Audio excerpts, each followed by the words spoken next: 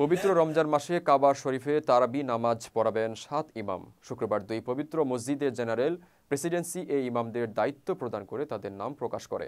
কাবায় যারা তারাবি নামাজ পড়াবেন তাদের মধ্যে আছেন শেখ আব্দুর রহমান আস-সুদাইস, শেখ মাহের আল মোয়াকলি, শেখ আবদুল্লাহ জুহানি, শেখ বান্দার বালিলা, শেখ ইয়াসির দাউসারি, শেখ বদর আল তুর্কি এবং শেখ ওয়ালিদ আল শামসান। চাঁদ দেখা সাপেক্ষে সৌদি সহ মধ্যপ্রাচ্যের দেশগুলোতে আগামী ১ মার্চ থেকে মহামান্বিত মাস রমজান শুরু হতে পারে। ইতোমধ্যে সৌদিতে শাবান মাস শুরু হয়েছে। আগামী ২৮ ফেব্রুয়ারি হবে শাবানের ২৯তম দিন। এদিন রমজানে চাঁদের খোঁজে দেশটির চাঁদ দেখা কমিটি বৈঠকে বসবে। ওই দিন চাঁদ দেখা না গেলে ২ মার্চ থেকে শুরু হবে রমজান।